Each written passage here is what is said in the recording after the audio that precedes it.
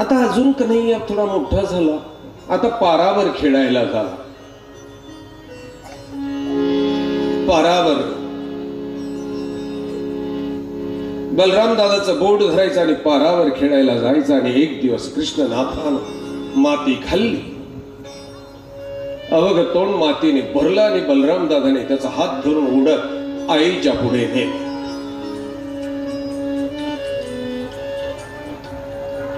आईला सांगितलं, हे आई,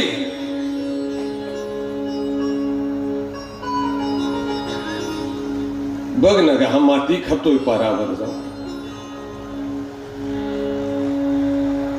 कन्हैयानं मात्र आईकडे अगदी शाळसूद नजरेनं पाहिलं. जाईल, आई खोटं बोलतोय हा, खोटं बोलतोय हा, माझी चहाडी करतोय तुझ्या अजून, मी कशाला माती खाईल, मी लहान कितका. आईनं कृष्णाकडे पाहिलं तर कृष्णाचं श्रीमुख अवघ मातीने भरलं होतं. तसं बलराम दादा झालं, आई खोटं बोलतोय का ना, माती घाललेली आहे. आईनं कन्हैयाकडे पाहिलं आणि कन्हैयानं चक्कन गळ्याला हात लावला. आई तुझी शपथ ग, मी कशाला माती खाईल. आणि मग मात्र आई यशोदेचा संताप अनावर झाला की हा एवढूसा खोटं किती बोलतोय, तोंड भरलेलं आहे आणि वर्ण आईची शपथ घेतोय.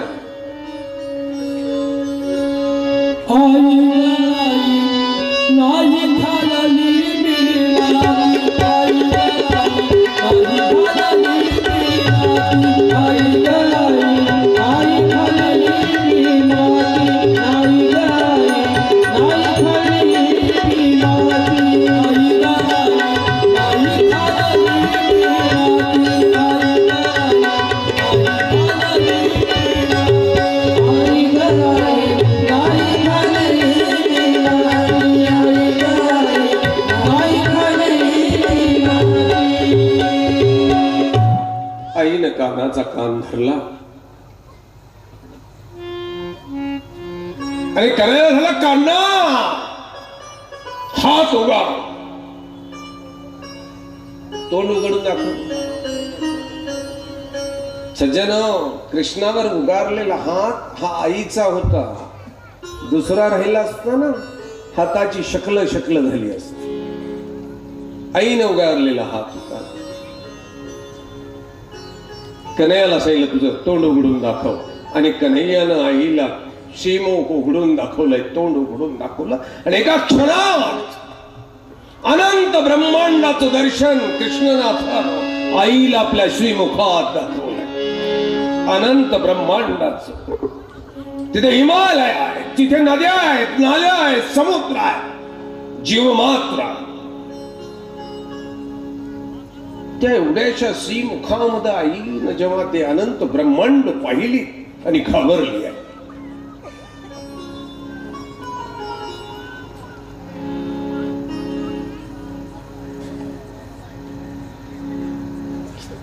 कन्हैयाच्या तोंडावर हात ठेवला आणि कानानं सांगितलं, हे आई,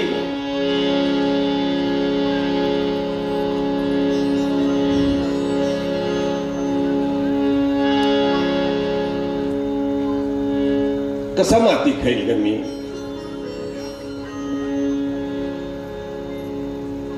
कसा माती खाईल. हा बलराम दादा खोटं बोलतो आहे, बलराम दादा खोटं बोलतो आहे. आई ग आई, आई ग आई, आई ग आई, आई ग आई, नाही खादली मी माती, आई ग आई, नाही खादली मी माती, आई ग आई, नाही खादली मी माती, आई ग आई, नाही खादली मी माती. बलराम दादा खोटे बोलतो, खोटे बोलून पारावर जातो, पारावर जाऊन माती खातो. आई ग आई, आई ग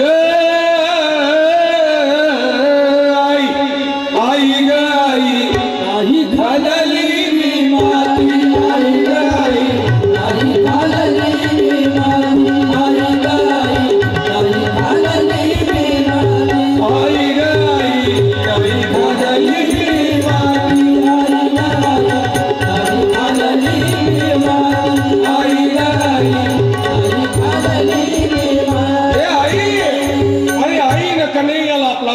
कंटाळून जाईल बा.